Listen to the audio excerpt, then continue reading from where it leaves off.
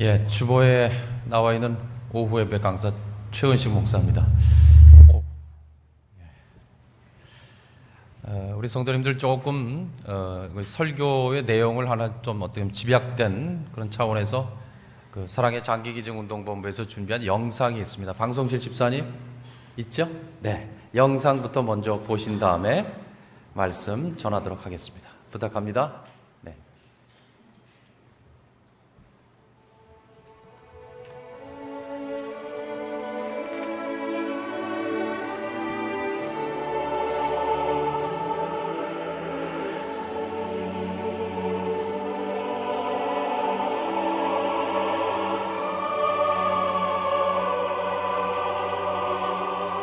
지금 우리 주변은 예수님의 십자가 사랑으로 살린 귀한 생명이 고통과 질병으로 꺼져가고 있습니다. 시력을 잃고 어둠 속에 고장난 장기로 아픔 속에 살아가고 있습니다.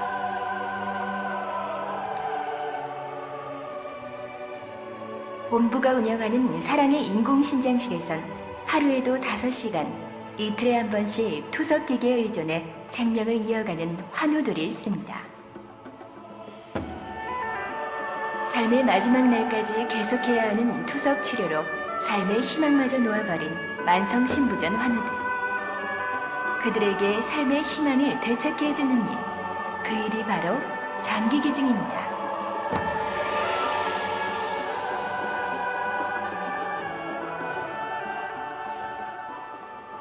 각막 이상으로 앞을 보지 못하는 이들에게 시력을 찾아주기 위한 각막 기증운동에 국민들의 참여가 크게 늘어나고 있습니다. 자신의 생명을 내어 또 다른 생명을 살리는 생명 나눔운동. 내 이웃을 내 몸과 같이 사랑하라는 주님의 가르침을 따라 이 아름다운 생명 나눔운동에 많은 교회가 참여하고 있습니다.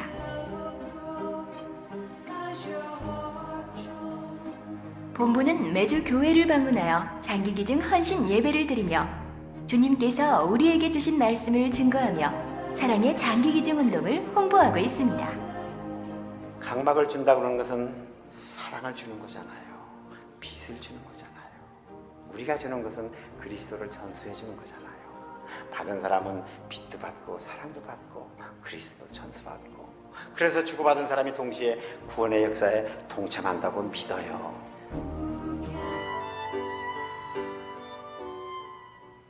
예, 방송실 집사님 계속해서 제가 말씀드리면 좀 화면 좀 보여주시기 바랍니다. 이 주제를 가지고 참 곳곳에 교회들에서 말씀을 전하고 또 소개를 하고 있습니다. 오늘 아침에는요, 아침 6시부터 의정부의 순복음교회 굉장히 좀 큰 교회가 있습니다. 거기에서 그런 시간을, 생명 나눔 그런 시간을 갖고 쭉 전하다가 강사 늦지 않으려고 아주 불이 나게 의정부에서 12시 넘어서 이렇게 하고 바로 우리 개포동 우리 감리교회로, 우리 교회로 왔습니다. 그러다 보니까 다양한 그런 모습들을 이렇게 보게 되는데, 오늘 찬양하는 우리 오후 예배 집사님들 보니까 깜짝 놀랐습니다. 청년들도 아니고 조금 좀 지긋해 보이시는 집사님, 권사님, 그분들 남자분들이 찬양을 인도하고 우리 김신원 목사님 이렇게 기타를 메고 하는 거 보고 깜짝 놀라고 참 정말 은혜가 됐습니다. 그래서 제가 곳곳에 교회를 다녀서 그런지 참 그런 모습들을 못 봤는데, 우리 권사님들, 집사님들 지난번 우리 평창 동계올림픽 잠깐 구경하러 갔다 오셨습니까? 갔다 오신 분도 있고, 이제 저도 가고 싶었지만 이래저래 못 갔습니다. 다음 동계올림픽 우리 땅에서 언제 열릴까요? 아무래도 좀 그렇죠? 예. 다음 동계올림픽이 이 땅에서 개최하기 전까지 정말 맛볼 수 없는, 은혜 받을 수 없는 그런 찬양을 우리 앙겔로스 중창단이 해 주셨습니다. 우리 앙겔로스 중창단을 위해서 뜨거운 격려의 박수를 다시 한번 부탁을 드리겠습니다. 고맙습니다. 네, 아주 그냥 설교자가 앉아 있으면서 눈물이 찔끔 났습니다. 네. 그리고 또 에스더 이렇게 안 드리면 안 되죠. 우리 교회에서 우리 에스더 목장원 분들이 가장 용감한 분들 아니신가요? 예, 신구약 성경에서 에스더만큼 용감한 분들 없잖아요. 용감한 이 없잖아요. 여인이 없잖아요. 그렇죠? 네, 아주 은혜로운 그런 찬양 너무 감사했습니다. 소개하는 장로님이신가요? 권사님이신가요? 아니 마치 머리는 뭐 하얗긴 하시지만 가장 앳돼 보이는 그런 모습이어서 참 좋았습니다. 담임 목사님과 연관지어서 설교자 여기 서 있는 사람 좀 소개를 하려고 합니다. 담임 목사님, 또 우리 김신원 교육 목사님, 또 설교자 모두 다 신학교 동기입니다. 군목 시험도 같이 봤습니다. 다 합격을 했고요.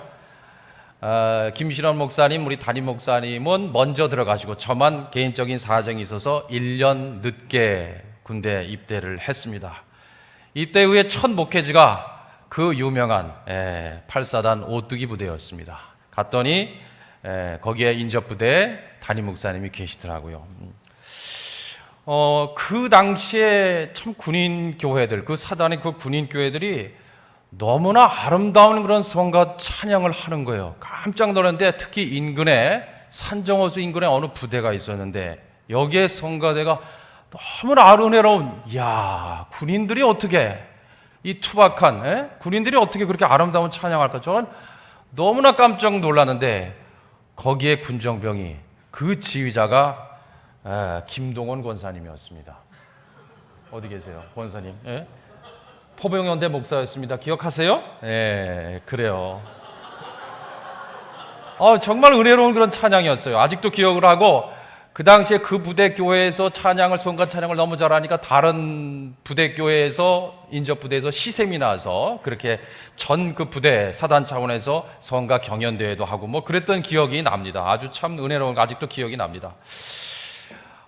당시에도 담임 목사님은 참 말씀의 은사가 있어서 예수님의 예자, 하나님의 하자, 이거 말하지 않아도 이 장병들이, 군목은 이 교육 시간도 있거든요. 이렇게 장병들이 교육 시간에 배꼽을 잡으며 은혜를 받았습니다. 참 그 어려운 일이에요, 사실은. 저도 이제 군목으로 한 15년 있으면서 감리교 목사님들 이렇게 초대를 하는데 목사님 설교가 아니라 교육을 시키셔야 됩니다. 그랬더니 아니 그럼 내가 예수님 소리, 하나님 소리 하지 않고 어떻게 교육을 시켜? 굉장히 좀 난처하고 난감해 하셨는데 참 그랬습니다. 하지만 우리 담임 목사님 군대에 늘 욕심이 없어서 간첩 잡아 극옥로 인정받아 조기 전역하고 싶다는 날을 늘 입에 달고 다녔습니다. 늘 입에 달고 다녔어요. 예. 그 당시에 그 상급부대 목사님도 잘 알고요. 네. 그래서 저는 그런 줄 알았어요. 예. 어느 날 오뚜기 사단에 내에서 이제 그 당시에 이제 목사님들이 이제 지금은 많이 줄어들었지만은 이제 소령 목사님까지 5분의 목사님이 목회를 했는데 제가 군목회하는 그런 활동하는 그런 소문을 담임 목사님이 인접부대에서 들었어요. 그래서 뭐 동기니까요. 야, 최 목사, 자기가 부대 내 전 장병들의 이름을 다 외워버렸다며. 그거는 저희 그 당시에 지휘관이 저를 그렇게 아주 들들들 볶았어요. 그래서 그렇게 할 수밖에 없는, 그래서 이름이 저절로 외워졌습니다. 그러면서 또 뭐 장기도 지원한다며. 그러더니 야, 그 마음, 그 자세, 그 열정 이거 변하지 않길 바란다. 만약에 그렇지 않으면 당장 옷 벗어야 된다. 딱 그러는 거예요. 그때 저는 뭐 별 대꾸는 안 하고요, 속으로 지가 뭐라고 하면서 그러고 이제 말았죠. 하지만 이제 목사님은 이제 전역을 했고 저는 이제 장기가 되어서 이제 15년 목회를 했습니다. 그 15년 목회를 하면서 그때 한 말이 늘 머릿속에 맴맴 돌고 그러면서 그런 마음을 갖고 그렇게 목회를 하려고 생각을 했습니다. 오늘 강단에 참 다른 목사님께 설교할 수도 있는데 어떤 그런 이런 귀한 그런 자리를 서게 된 것, 순복음교회에서는 그쪽에서도 그렇게 얘기하면 또 싫어하실 텐데 감리교 목사라서 그런지, 감리교로 4대째 그래 신앙생활, 제 아들까지 하면 5대째라서 그런지 감리교회 하면 이렇게 편안하고 좋습니다. 예, 좋은데 이 서게 된 것을 먼저 하나님께 영광을 돌립니다. 또한 저희 15년 군목회에 큰 교훈을 주신 우리 담임 목사님, 또 자리에 앉아 계신 우리 또 장로님들, 성도님들께 또 이렇게 긍정적으로 생각하시니까 또 이렇게 강사가 여기 오지 않았겠습니까? 감사를 드립니다. 말씀을 준비하면서 사실 누가복음 10장 30절 이하 이걸 가지고 좀 말씀을 전할까 했습니다. 뭐 우리 성도님들 잘 아시는 것처럼 강도 만난 자의 이웃이 누구냐 하는 뭐 말씀하신 예수님의 선한 사마리아인의 비유 잘 아시잖아요. 너무 잘 아시는 본문을 이거로 할까 만작거리다가 주보에 보니까 그죠? 뭐 영상에도 비슷하게 나와 있지만 뭐 서로 사랑하라. 그냥 성경 구절이 확 눈에 들어와요. 이걸 보고 야, 우리 개포 성도님들은 정말 선한 사마리안 같은 그런 이웃에 대한 사랑이 넘치는 분들로만 그렇게 생각을 했습니다. 김동원 권사님 맞습니까? 할렐루야. 예, 목소리도 얼마나 이렇게 좋으셔. 예, 아멘. 그렇습니다. 예. 근데 저는 사실 신학교에 들어가서 선한 사마리안의 이 비유가 참 어떻게 보면은 그 당시 신학생으로서는 참 극복하기가 힘들었습니다. 야, 나도 제사장이 아닌가? 나도 그런 지나가는 레위인이 아닐까? 그런 생각을 했습니다. 근데 비유를 이렇게 생각해 보는 것은 여러분 또 다르게 생각하면 어떻습니까? 비유 속에 이 강도 만난 이웃을 그냥 지나친 제사장과 레위인은 지나갔다고 했어요. 그러나 우리가 좀 행간을 파악해서 정말 도우려는 의도가 전혀 없었을까? 저는 분명히 있었다고 봅니다. 사실 이 생명 나눔 이 장기기증 서약은 이게 뭐 이렇게 쓰시고 하는 것은 그런 마음을 갖는 것 표현하는 겁니다. 이렇게 말씀을 드리니까 저 역시 사랑의 장기기증 운동본부에서 온 목사 장기기증 서약서 이거 다 써야 되는구나. 큰일 났다. 뭐 이렇게 혹시 지금도 그냥 막 안절분절하고 막 화장실에 가고 싶은 뭐 혹시 그런 성도님이 계신다면 걱정하지 마십시오. 제가 오늘 단에 서기 전에 담임 목사님하고 약속을 하나 했습니다. 오늘은 이 생명 나눔 이 장기기증 서약 이거에 관련된 말씀은 전하되 어떤 서약자도 받지 않기로 분명하게 약속을 했습니다. 저는 여기에 관련된 아무것도 내놓지를 않겠습니다. 갖고 오지도 않고요. 그러니까 예배 끝나고 목사님 목사님 말씀에 너무 은혜가 돼서 저 하겠습니다. 주세요. 드릴 게 없습니다. 찾아오지 마세요. 대신 이 말씀을 통해서 오늘 주신 말씀을 통해서 은혜와 감동이 되시면은 적절한 그런 시기에 제가 볼 때 제가 서울 라면회에서 95년부터 우리 교회가 속한 서울 라면회 95년부터 거기에 그렇게 거기서 이제 부목사로 있으면서 군목을 하고 그랬습니다. 95년부터 있었는데 이 서울 라면회 한국교회에서 최근 1, 2년 사이에 매우 가파르게 성장하는 우리 개포교회에서 전 교회적으로 좀 참여할 수 있도록 담임 목사님 그리고 장로님들은 어떤 분이신지는 잘 모르겠지만 우리 기억위원회 우리 장로님들 성도님들께 부탁을 드립니다. 아멘 안 하시네요. 큰일 났네 이거. 자, 그럼 다음 화면 좀 보여주십시오. 첫 번째 화면. 자, 이거 2015년에 육군에서 가장 우수한 그런 부대. 그야말로 더 쉽게 말씀드리면 여기 뭐 군정 목사님 계셨던 목사님도 계시니까 전투력이 가장 뛰어난 부대에서 생명 나눈 예배를 드리고 나서 이렇게 포즈를 취해줬습니다. 얼마나 우리 군인들 얼마나 잘생겼어요. 그렇죠? 이쁘장하고 그래요. 2012년부터 군인교회에서 새로운 바람이 불고 있습니다. 김동원 권사님, 그죠? 아주 유심히 보시는데 바로 2012년부터 군인교회에서 생명 나눌 예배를 드려서 그의 약 3,500명이 장병 가족들이 그렇게 생명 나눔에 동참을 해 주었습니다. 그 일들이 계속적으로 일어나고 저는 다음 주에 혹시 공군에서 군 생활하신 그런 집사님 계십니까? 공군 청주기지 교회에서 이 생명 나눔의 시간을 인도하려고 합니다.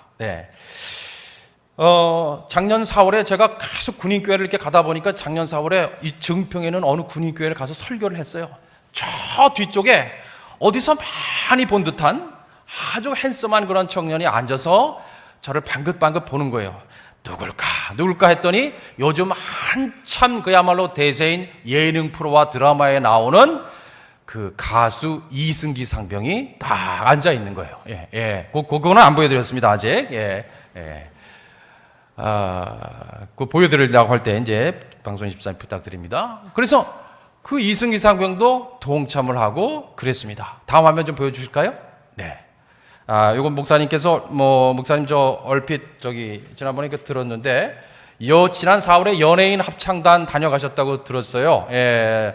거기에 이제 가수 노사연 씨가 이제 이렇게 이끌고 왔는데 저희 등록자입니다. 그리고 얼마 전에 저희가 활동하는 보고하는 그런 잡지가 있는데 거기에 표지 모델이 되어 주시고 여기 등록에만 그치지 않고 적극적으로 이 일들이 모든 국민들이 그런 생각을 가질 수 있도록 저도 힘이 되어 드리겠습니다. 라고 그렇게 말을 하고 인터뷰를 했습니다. 자, 다음 화면 좀 보여주실까요? 이것은 2013년 말로 우리나라의 생명 나눔에 동참한 분들이 100만을 돌파했다는 그 뉴스입니다. 최근 정부 통계로는 약 130만 정도 됩니다. 자, 다음 화면 좀 보여주실까요? 이것은 2012년에 조선일보 기자가 이렇게 생명 나눔 예배를 동참한 그런 광경을 이렇게 취재해 갔습니다. 보여드린 이유는 이 중 약 70%가 기독교인, 천주교인이 아닙니다. 70%가 기독교인들이 그 일에 동참하고 있습니다. 제가 알기도 우리 교회도 열심히 전도하시는 걸로 알고 있어요. 전도하시다가 요즘 그러시는 분은 없겠지만 교회가 무슨 사회적으로 무슨 선한 일을 하냐 하고 그렇게 핀잔을 주고 그러면 그때 등록자시라면 딱 등록한 증거를 딱 보여주시면서 당신 우리나라 전체 생명 나눔 참여한 130만 중에 70%가 교회 다니는 기독교인이라는 거 알아? 바로 기독교인이 사회적으로 이런 일들을 해. 나도 이렇게 참여했어. 그렇게 얘기를 하면 아무 소리도 못할 겁니다. 자, 그런데 김동원 권사님, 지금도 군인교회에서는 죄송합니다. 자꾸 너무 친근해서 군인교회에서는 지금도 예배 끝나면 햄버거, 초코파이 등등등을 나눠주고 있습니다. 군대 갔다 오신 우리 집사님, 권사님들, 햄버거, 초코파이 지금도 그래요. 너무나 군 생활이 힘들고 그러니까 좀 법당에서 조금 더 많이 주고 또 성당에서 조금 많이 주고 그러면 한 주는 성당, 한 주는 법당, 한 주는 교회 그래요. 교회 열심히 다니는 어떤 형제가 그래요. 목사님 죄송해요. 법당에서 뭔가 좀 많이 준다고 법당은 어떤가 한번 구경하러 한번 갔어요. 그러더라고요. 그 어떻게 이런 장병들이 어떻게 이런 일들을 할 수가 있을까? 그런 생각이 드시지 않습니까? 특히 군대 최근 갔다 오신 분 더 그러실 겁니다. 중대장이 시켰겠지. 요즘 중대장이 그런 거 시키면 큰일 납니다. 엄마 아빠들이 얼마나 예민하신지 그러면 바로 국방부에 민원을 넣습니다. 그러면 제가 이 군목으로 15년 있었던 목사가 군인교회 가서 설교할 수가 없어요. 어떻게 이런 일이 가능할 수 있을까? 그래서 이 의문점을 가지고 본문을 가지고 말씀을 전하면서 후반부에 말씀 전하도록 하겠습니다. 설교 제목부터요. 벌써 군대 이야기입니다. 좋은 병사의 그렇죠? 15년 전역하고 나서 지금도 군인교회에서 설교하다 보니까 아직도 제가 군인 아니라고 하지만 그런 것 같아요. 전역한 지 좀 수년이 지났는데도 글쎄요. 이 제목을 보니까 어젯밤에 권사님 그런 거 아닌가 모르겠습니다. 요즘 북한하고 우리 대통령하고 이렇게 대화를 나누고 하지만 그래도 작년까지만 해도 얼마나 힘들었습니까? 이거 정말 큰일이 나는 거 아닌가? 영장이 다시 나왔어요, 권사님. 이런 일이 불안한 상황 속에서 다시 군대에 입대를 해야 된다는 거예요. 그런데 여기에다가 이런 군대 얘기 비슷한 이런 그런 말씀 무거운 주제를 갖고 설교하는 것 같으니까 혹시 이것도 어떨까 하는 생각이 드실지 모르겠어요, 권사님. 오늘 본문의 말씀을 전혀 걱정하지 말고 편안하게 들으시면 되고요. 그 서류를 안 갖고 왔어요, 아무것도. 오늘 말씀에 이제 한 가지는 불리움을 받은 좋은 병사는 고난을 달게 받아야 한다 하는 겁니다. 여러분 우리 성도님들 성경을 보면요 참 전쟁 얘기 많이 나옵니다. 은근히 많이 나와요. 그러니까 군인에 관한 얘기도 많이 나오고 믿음이 좋은 그런 군인 얘기는 곳곳에 나옵니다. 그러다 보니까 우리 성도님들 복음서에요 예수님이 이스라엘에서 이만한 믿음을 만나본 적이 없다라고 칭찬한 사람이 있어요. 그 사람이 직업이 뭔지 아세요? 뭔지 아세요? 그렇죠. 예, 뭐 이렇게 이야기하면 대충 성경 몰라도 예, 역시 센스 이슈요. 우리 에스더 목장님들은 그렇습니다. 예, 제가 이쯤 이렇게 얘기하면 군인교회에서는 아멘 합니다. 예, 그냥 예수님이 칭찬한 이스라엘에서 이만한 이렇게 뛰어난 훌륭한 그런 믿음을 만나본 적이 없다. 백부장. 그 사람이 군인이잖아요. 예, 역시 군인교회가 아니라 민간교회라서 그런지 아멘을 안 하시네요. 예, 예, 그렇습니다. 예. 그래서 오늘 본문 디모데후서 2장에 기독교인을 뭐라 했느냐, 한마디로 좋은 병사라 했습니다.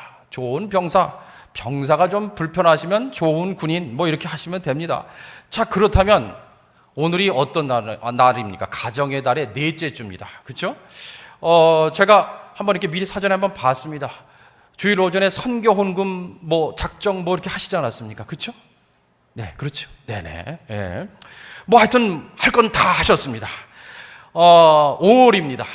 장미 축제가 곳곳에 있어요. 그죠? 예. 장미 축제 뭐 이게 얼마나 뭐 가자고 그래요. 이런 것도 멀리하고 장기 기증 운동본부의 목사의 얼굴을 보자고 이 오후 시간에 앉아 계신 우리 성도님들이야말로 제가 생각할 때는 참 좋은 군인이 아닐까, 참 좋은 병사가 아닐까 하는 그런 생각이 듭니다. 어떠십니까?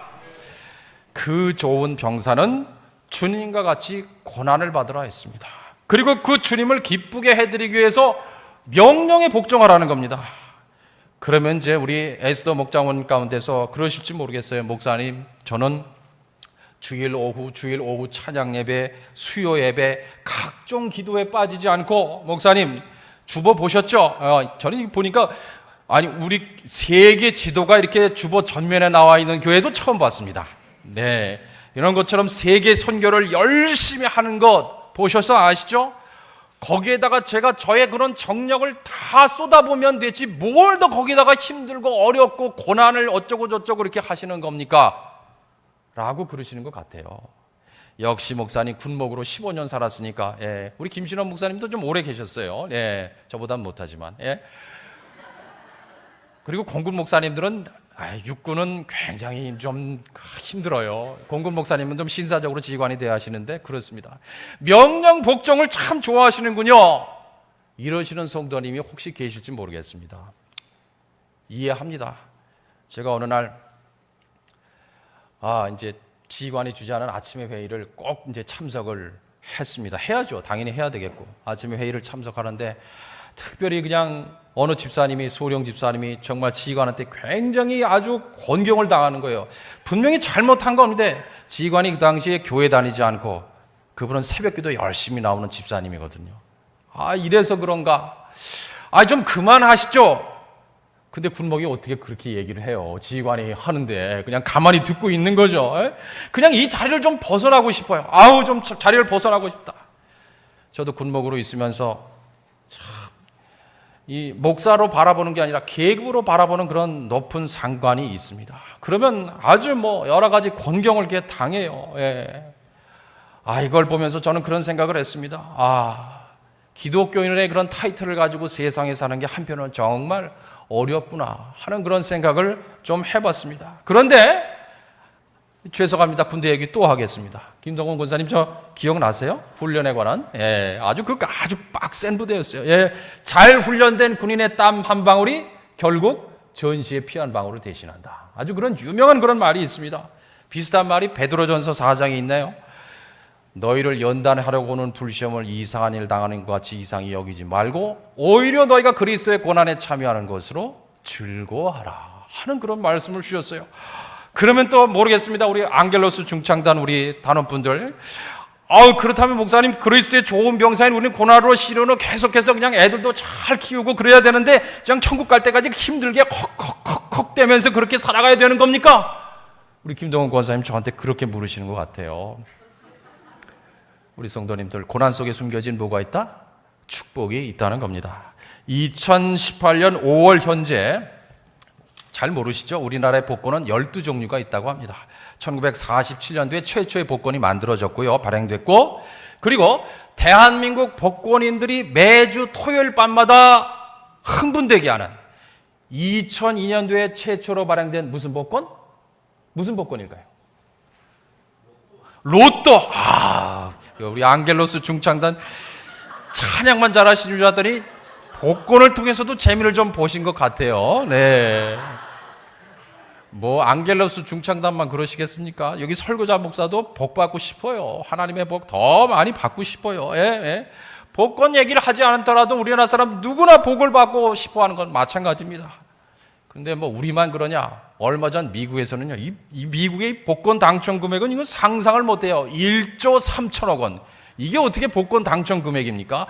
이것을 누가 받는가 초미의 정말 관심사였다고 합니다. 그냥 이걸 보면 전 세계 모든 사람들이 다 복을 받기를 원한다 하는 것을 알 수가 있습니다. 그래서 오늘 창세기 우리의 본문 말씀 속에서 참 좋은 그림, 참 좋은 병사를 여러분께 소개를 해드리면서 아주 좋은 복을 여러분께 추천해 드리려고 합니다.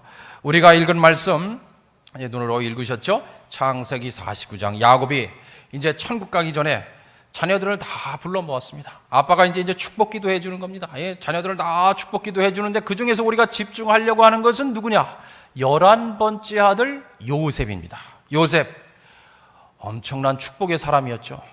그리고 그가 당대에 얼마나 엄청난 권력과 부와 그 명예를 누렸는지, 자기 나라도 아니고 남의 나라, 그리고 그 당시에 초강대국 어디입니까? 애국, 그죠? 예, 거기서 그냥 떵떵거리면서 권력을 누렸던 그런 사람이, 이야, 요셉같이 뭐 그러실 수 있어요. 그러나 요셉이 그러한 자리에 올라서고 그런 부를 그런 누리기에 앞서서 그는 버림받은 동생이었습니다. 그렇죠? 요셉의 이 고난이 정말로 감당키 어려웠던 것은 전혀 예상하지 못했던, 엄마 아빠의 사랑을 그냥 끔찍하게 받았던, 근데 내가 어떻게 예상치 못한 것이기 때문에 더욱 힘들었습니다. 형들로부터 죽임을 당할 뻔하다가 간신히 노예로 팔려갔습니다. 어떻게 요셉에게 이런 일이 일어날 수 있었겠습니까? 정말 그럴 수 없죠. 가족으로부터 버림을 받았습니다. 노예 신분에서는 주인마님의 그런 좀 이렇게 이제 주인님의 좀 사랑을 받아서 이제 좀 허리를 펴고 이제 동서남북을 좀 바라볼 수 있는 이 여유를 찾는가 싶었더니 주인마님의 불순한 유혹을 뿌리쳤다는 이유로 언제 나올지 모르는 감옥에 갇혀버린 그런 인생. 고난의 밑바닥을 걸었던 것이 바로 요셉이었습니다. 우리 성도님들 어떻게 생각하십니까? 저는 얼마 전에도 성북지방의 어느 교회에서 이제 설교를 하는데 참 연세 드신 권사님, 집사님, 또 장로님 앉아 계시는데 전쟁을 겪으셨잖아요. 저는 전쟁을 직접적으로 겪지는 않았습니다. 그런데 군목으로 한 15년 있다 보니까 간접적으로 이 땅에 전쟁은 다시는 일어나서는 안 되겠구나 하는 그런 생각을 했습니다. 전쟁을 겪고 여러 가지 힘들고 어렵고, 그래서 이런 내가 걸어왔던 길을 내 자식만은, 내 손자만은 걷지 않기를 바라는 것이 바로 부모 마음이 아니겠습니까? 할아버지 할머니의 마음이 아니겠습니까?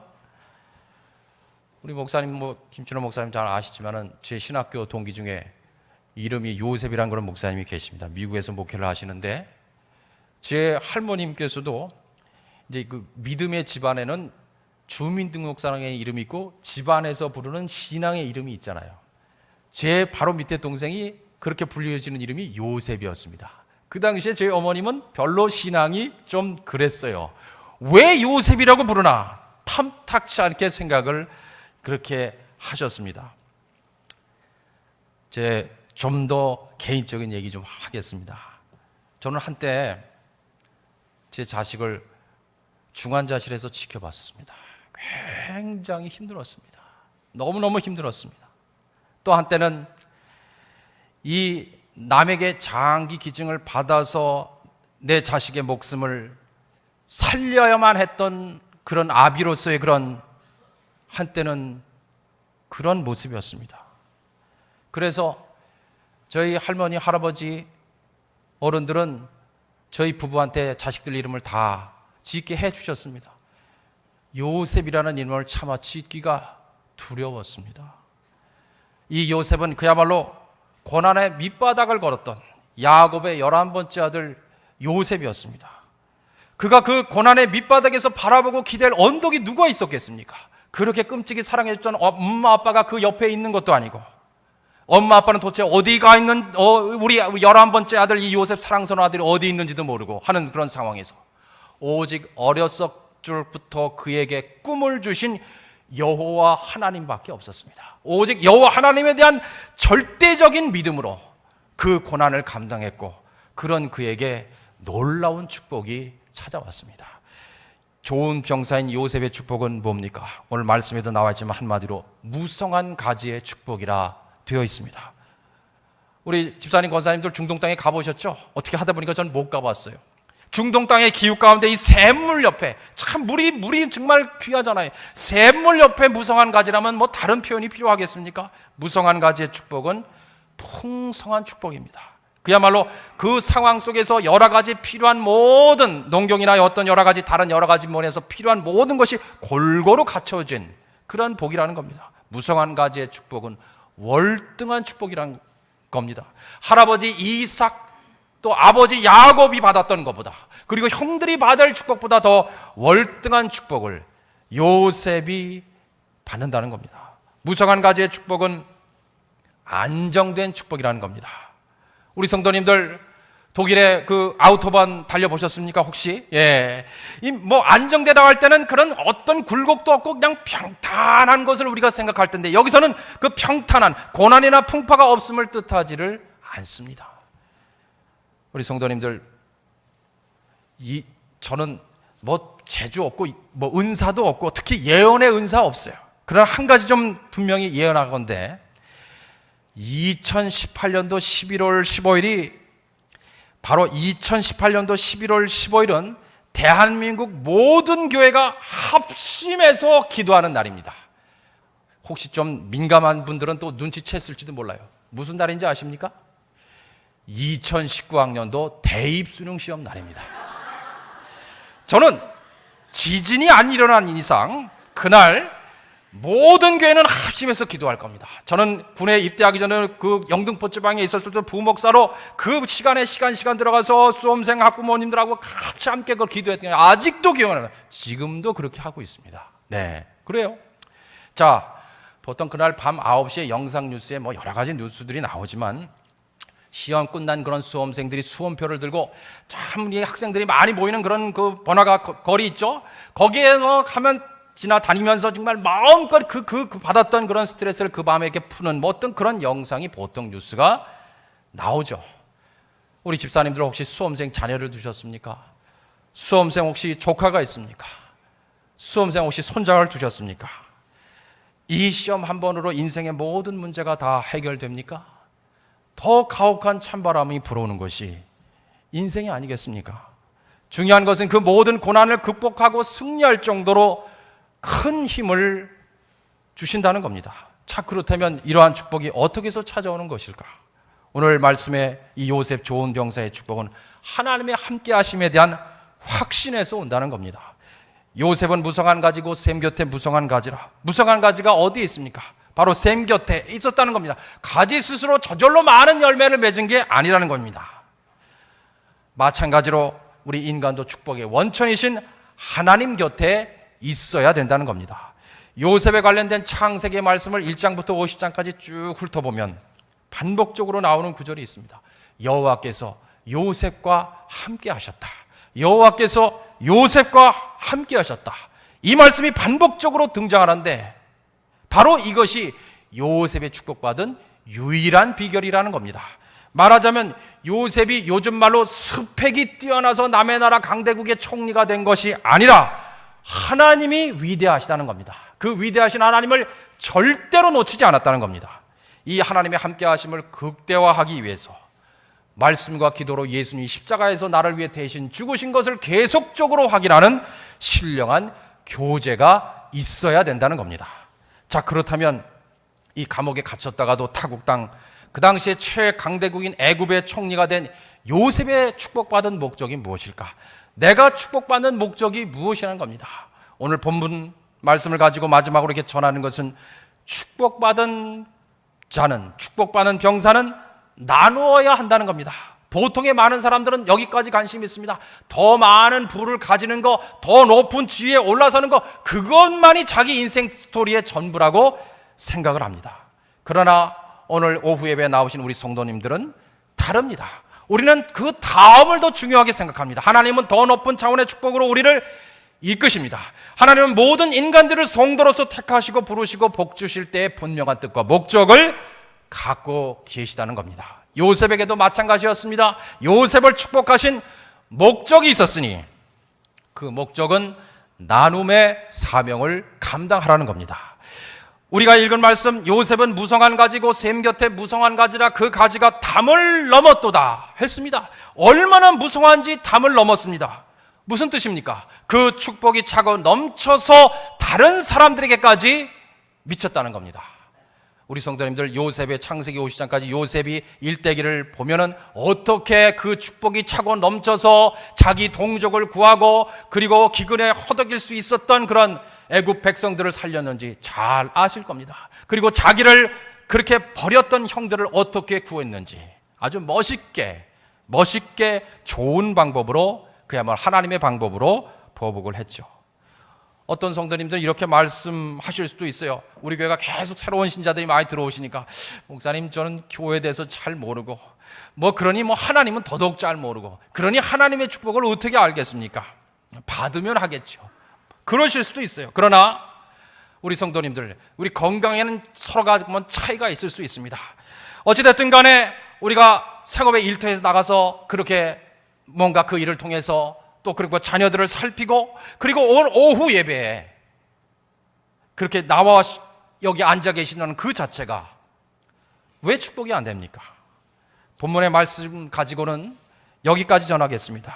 말씀 기도 후에 생명 나눔과 장기 기증에 관한 그런 더 자세한 내용을 조금 더 전달을 하고 같이 함께 기도하고 말씀을 마치도록 하겠습니다. 먼저 기도하겠습니다.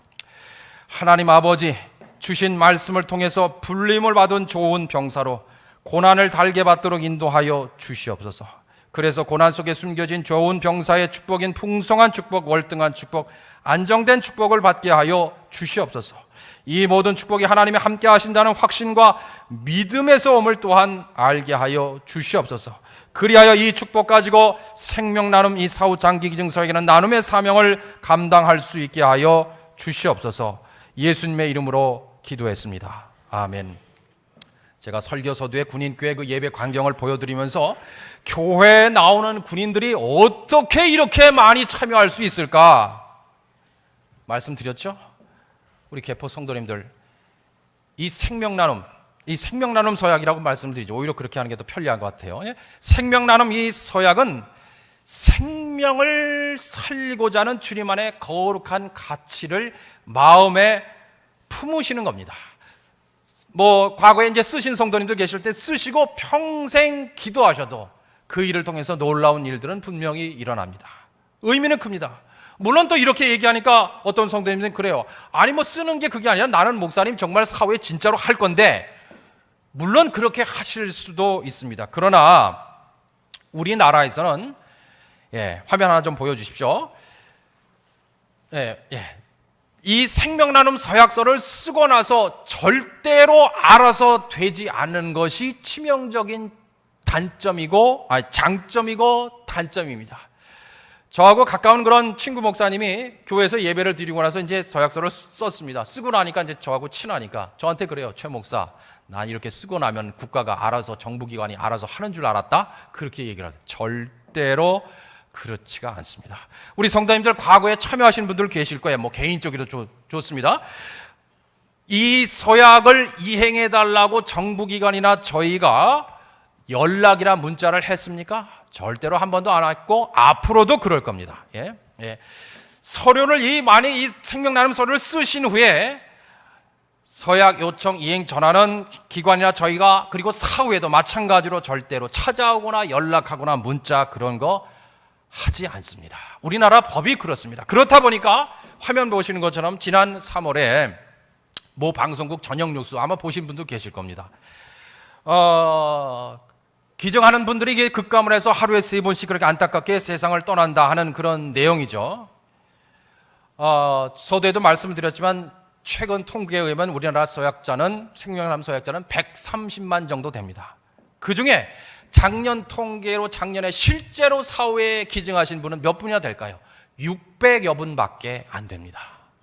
그러면 그렇게 정말 받아야 되는 절박한 한우는 목사님 몇 명이니까 작년 통계로는 약 2만 9천여 명. 정말 사경을 헤매는 바로 세상을 떠날 수 있는 그런 분들이 2만 9천여 명 정도 됐습니다.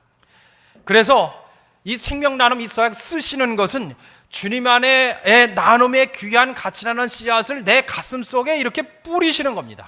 뿌리시고 내가 시간이 지나서, 그러니까 쓰시고 나서 뭐 먼저 자녀들은 무슨 얘기할 필요가 아니라 열매를 맺었고 확신이 든고 그런다 싶으면 반드시 자녀들하고 상의를 하셔야 됩니다. 자녀들하고 상의를 하시고, 그리고 그것이 사후에 서약한 분이 하는 것이 아니라 서약한 분이 세상을 떠나시면 이후에 자녀들이, 물론 건강관리도 평소에 잘 하셔야 되겠지만은 반드시 적극적인 실천 의지가 있어야 됩니다. 우리나라는 그렇습니다. 기증의 종류 여러 가지 말씀드리지는 않고요. 거의 정말 참여하는 분들이 없는데, 또 담임 목사님과 연관된 게 있어서 한 가지 좀만 말씀을 드리겠습니다. 예, 그 뭐냐면은 그 생존시 기증. 예, 그 중에 이제 가장 원활하게 이루어지는 게 생존시 그런 신장 기증인데, 설명만 이렇게 한번 참고로 들으십시오. 예, 이 뭐 우리 콩팥이라고 하죠. 이 두 개가 있습니다. 참, 근데 저는 그 전에 몰랐는데 이게 망가지면 두 개가 동시에 다 망가진대요. 그래서 사용할 수가 없고, 그러다 보니까 이제 이렇게 하면 이분은 혈액투석으로 평생 혈액투석으로 그냥 목숨을 부지하시는 그런 만성 신부전 환우, 이분들 전국에 한 7만 5천여 명 정도 분들이 그렇게 계십니다. 하는 방법은, 정상인으로 사는 방법은 건강한 분이 하나를 주고 그것을 받아서 이렇게 살아가야 되는데, 그러면 이제 나머지 하나가 이제 1.5배로 불어나서 그렇게 두 개의 역할을 한다고 합니다. 그렇게 감리교회와 연관져서 좀 말씀을 드리면요, 작년에 첫 그렇게 신장을 기증한 생존 살아 계실 때 이렇게 기증을 하신 동부연원의 저쪽 꼭대기 여집사님이 계셔요. 감리교회 참 그런 분이 계시고, 또 작년에 유일하게 하신 그 목사님이 계신데, 그 목사님도 감리교 목사님입니다. 반면에 작년에 그 기증한 분을 받으신 분은 또 우리 감리교회 동대문 지방의 어느 집사님이 오랜 동안 그렇게 투병을 하고 그러시다가 그것을 신장을 이렇게 받으셨습니다. 담임 목사님이 이런 얘기를 하니까 담임 목사님 그런 얘기를 하시더라고요. 친척 목사님 가운데 신장은 아니지만 간을 기증하고, 생존에 간을 기증하고 하신 분이 그런 목사님이 계시다, 친척 가운데. 그런 얘기를 하시더라고요. 근데 제가 말씀을 드린 건, 이것은 정말 특별한 은총을 받으신 분만 하셔야 됩니다. 예, 그냥 쉽게 할 그런 문제는 아닙니다. 자, 그래서 이렇게 참고로 말씀을 드립니다. 사후 기증 중에 이제 각막 기증에 대해서는 잠깐 좀 말씀을 드릴게요. 예, 화면 보여주십시오. 요거는 가장 일반적으로 이렇게 많이들 이렇게 좀 생각들을 하시는데, 이걸 왜 하느냐 하면 전체 시각장애인이 20여만 명인데 그 중에 2만여 명이 각막 이상으로 앞을 못 보고 있다고 합니다. 점점 갈수록 이제 100세 시대, 오랜 동안 이제 건강하게 사셔야죠. 그러다 보니까 또 이게 각막에 대한 어떤 그런 수요도 더 생겨난다고 하는데, 화면 보여드린 이유는 저 대전에서 기업 활동을 하시던 그런 장로님이셔요. 이 장로님이 열심히 기업 활동도 하시고 저희와 같이 이렇게 기독교계를 중심으로 생명 나눔 운동을 하시다가 실제로 천국 가시면서 이렇게 사후 각막 기증을 하신 그런 기독교계의 신문 그런 기사, 그런 내용입니다. 네, 자, 그렇습니다. 다음 화면 보여주실까요? 네. 뭐 서약서를 제가 이렇게 보여드리지 못해서 참 그런데, 이게 보면은 나는 면허증에도 표기를 하고 싶습니다. 이게 보여드리는 이유가 있어요. 표기를 하고 싶습니다. 그래서 이렇게 표기를 하면 갱신할 때 이렇게 사진 밑에 장기 기증이라고 이게 표시가 됩니다. 김동훈 권사님. 네. 표시가 되면, 자꾸 너무 친근해서 그래요, 권사님. 예. 도로상에서 경찰관하고 좀 안 좋게 만났어요. 그쵸? 예, 뭐 법규 위반, 어쩔 수 없게 위반도 하시잖아요. 저도 그렇고요. 그럴 때 경찰관님이 그래요. 아니, 이렇게 좋은 생각, 좋은 마음을 품으신 분이 그러시면 안 되죠. 한 번만 봐드릴게요. 저도 한번 도움을 받았어요. 예. 그러나 이렇게 표기되고 나서 자주 이용하시면 안 됩니다. 예, 참고로 말씀을 드립니다. 네. 자, 다음 화면 좀 보여주십시오. 네. 화면은 이제, 그렇습니다. 저희가 10년 전에 제주에 라파의 집을 세웠습니다. 이건 선교 보고도 됩니다. 올 연초부터 저희 사랑의 장기 이정 운동본부가 이렇게 생명 나눔 그리고 그렇게 장기부전 환우를 돕는 그 일들을 주님의 이름으로 잘 감당하라고 교회에서 이렇게 선교부에서 이렇게 선교 후원을 해주고 계십니다. 그래서 말씀을 드립니다. 아까 말씀드렸던 이 만성 신부전 환우 이분들이 이제 제주 라파의 집을 세우는데 이분들이 그냥 오시면 한 달간 보름간 그냥 계실 수 있어요. 육신의 치유와 함께 혹시 또 교회를 다니지 않은 분들은 복음을 받아들일 수 있도록 예수님을 영접할 수 있도록 여기 우리 감리교 목사님은 아니고 통합증 목사님이 원목으로 이렇게 계셔요. 그렇게 그 일들을 감당하고 있습니다. 국내에서는 정말로 유일한 이런 모습의 선교 공간이고 또한 전 세계적으로 정말 보기 드문 그런 예다라고 참고하시고 저희를 위해서 지금 선교하고 계시지만 기도를 부탁을 드립니다. 자, 마지막 화면 좀 보여드리겠습니다. 반주하시는 우리 자매님 아주 은혜로운 아주 그냥 그 장례식 관련된 그런 찬송 말고요. 아주 은혜로운 찬송 기도 음악 좀 부탁을 드릴게요. 반주해 주십시오 하면 그게 반주 부탁을 드리겠습니다. 자, 이 교회죠. 어느 교회냐면은 독일의 교회입니다. 독일의 교회인데 어떤 교회 독일의 교회냐면 바로 우리 집사님 권사님 여기 앉아 계시면 젊은 우리 성도님은 모르실지 모르겠지만 독일도 통일되기 이전이 있었습니다. 동독과 서독으로 나눠지기 전에 바로 동독의 니콜라이 교회입니다. 참 여러 가지 암울한 그런 시대였죠. 이 동서냉전 시대에 독일의 기독교인들이 정말 독일이 평화적으로 사이좋게 살아야 되는데 이 여러 개 열강 사이에서 이렇게 힘들고 어렵게 살았는데 좀 독일이 이전같이 이렇게 같이 이렇게 평화롭게 그리고 독일의 통일을 위해서 저 교회에서 1980년 초에 매주 월요일마다 정해진 시간에 그저 독일의 앞날과 통일과 독일의 교회들을 위해서 기도하기 시작했습니다. 기도했더니 1989년도에 정말 거짓말처럼 11월에 베를린 장벽이 무너지고 독일은 통일에 이르게 됐습니다. 우리 성도님들 어제도 우리 대통령과 북한의 김정은이 같이 이렇게 만나서 얘기를 나눴다고 하는데 참 모르겠습니다. 이 시대에 정말 우리 한반도를 위해서 우리 민족을 위해서 우리 기독교인들이 기도해야 되겠다. 우리 성도님들 잘 아시죠? 예전에 남북이 갈라지기 이전에 한반도의 예루살렘은 서울이 아니라 평양이었습니다. 잘 아시죠? 그런 믿음이 뜨거웠던 것이 바로 북녘 땅이었습니다. 우리 북녘 땅에 남과 북이 자유롭고 평화로운 그리고 북한의 모든 그런 많은 그런 이들도 다시 예수 그리스도를 만날 수 있도록 여러분 기도해 주시기를 부탁드립니다. 제가 이것을 보여드린 이유는 이 화면 교회를 보여드린 이유는 또 한편을 해서 사실 우리나라 법은 그렇습니다. 이 서약서 이 생명나눔에 관련된 서류를 쓰셨다고 해서 그것이 바로 직결되고 이루어지는 것이 아니기 때문에 쓰시고 기도하셔서 대신에 쓰시면서 평생 천국 가기 전에 기도하셔서 이 땅에 생명을 살리는 일에 물꼬를 터달라는 겁니다. 130만의 서약 중에 70%가 기독교인들입니다. 교회 밖의 사람들은 참으로 저희가 찾아가면은 그 일들에 대해서 어떤 경우는 냉담한 경우가 참 많이 있습니다. 그들도 주님이 보여주셨던 그 내 이웃을 내 몸과 같이 사랑한 그 마음을 갖게 하자는 겁니다. 반주 좀 부탁드리겠습니다. 저희는 여러 가지 프로그램을 운영하는 것 중에 하나가 기증을 하신 분들, 사후 기증을 하신 분들 그 유가족들을 목회적으로 돌보는 그런 프로그램도 진행을 하고 있습니다. 그 프로그램에 참여한 어느 권사님이 제가 목사니까 저를 붙들고 그냥 우시는 거예요. 왜 우시나 했더니 목사님 아들을 기증했더니 주변에서 이런 얘기가 들립니다. 당신 아들 기증하고 얼마 받았어? 그 말씀을 하시면서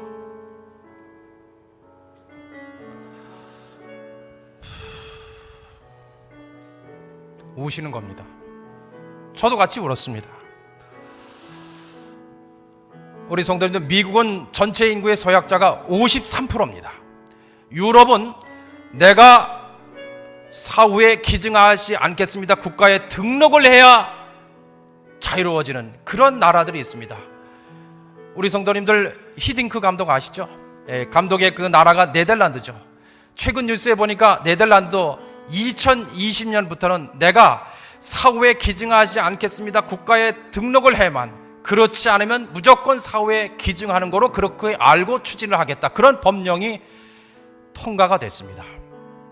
우리 성도님들, 우리나라는 아직 좀 갈 길이 멉니다. 혹시 지금까지 얘기를 들으시고 가슴이 좀 두근거리고 하기는 좀 해야 될 텐데, 쓰시고 나서 평생 기도하셔도, 왜냐? 건강관리 잘 못하시면 못하는 경우가 참 많아요. 그렇게 기도하시면 대한민국의 국민들이, 교회 밖의 사람들도 이 마음을 가질 수 있게 하자는 겁니다. 저는 이 교회가 더욱더 이것이 성장하고 부흥하는 그런 길이라 저는 또 한편에서 생각됩니다. 이런 전개적으로 어떤 그런 시간이 그런 주어졌을 때 머뭇거리시는 그 성도님 계신다면 성령님의 이끌림으로 아멘으로 감당해 주십시오. 이 시간에 잠시 같이 함께 기도하는 시간 갖고 제가 기도하고 마치도록 하겠습니다. 기도를 부탁드린 것은, 먼저는 우리 개포교회 우리 성도님 가운데 오랜 동안 투병하는 그런 환우분들, 우리 성도님들 계시죠? 저는 잘 모르지만 분명히 계실 겁니다. 그 성도님들을 위해서 비록 내가 병상에 가까이 가지는 못하지만 위에서 간절하게 기도해 주시기 바랍니다. 여호와 라파의 하나님, 치유하여 주시옵소서. 이 시간 같이 기도하는 것은, 저희가 이렇게 기독교계를 중심으로 이 생명운동을 하고 있는데, 이 일들이 또 알지 못하고 이해하지 못하는 그런 여러 가지 정계나 또 다른 관계나 그런 다양한 그런 분야의 그런 사람들이 이 일에 감동해서 이 일에 적극적인 협력자가 될 수 있도록 우리 성도님들께서 지금 같이 함께 기도해 준다면 주님께서 분명히 역사하여 주실 줄로 믿습니다. 우리 같이 함께 주여 부르시고 같이 함께 기도하겠습니다. 주여, 아버지 하나님, 함께 간절히 기도합니다.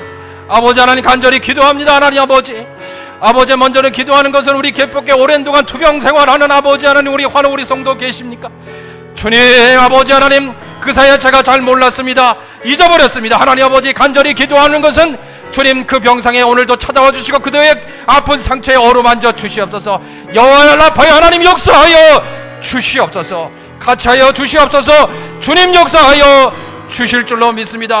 하나님 아버지, 기도하는 것은 아버지 하나님, 주님의 이름으로 이 생명운동을 감당하는 저희 아버지 하나님, 이 일들을 감당할 때 때로는 몰라주고 아버지 멀리하고 아버지 외면하고 아버지 무시하는 그런 아버지 각 분야의 그런 사람들이 있습니다. 그 사람들이 변화될 수 있고 그 사람들이 아무 적극적인 협력자가 아버지 이해자가 될 수 있도록 하나님 아버지 인도하여 주셔서, 아버지 이것이 교회 안에서만 머물러는 그런 생명운동이 아니라 교회 밖의 사람들도 아버지 하나님 그 일에 동참할 수 있고 그를 통해서 하나님 주님을 분명히 만날 수 있게 하여 주시옵소서.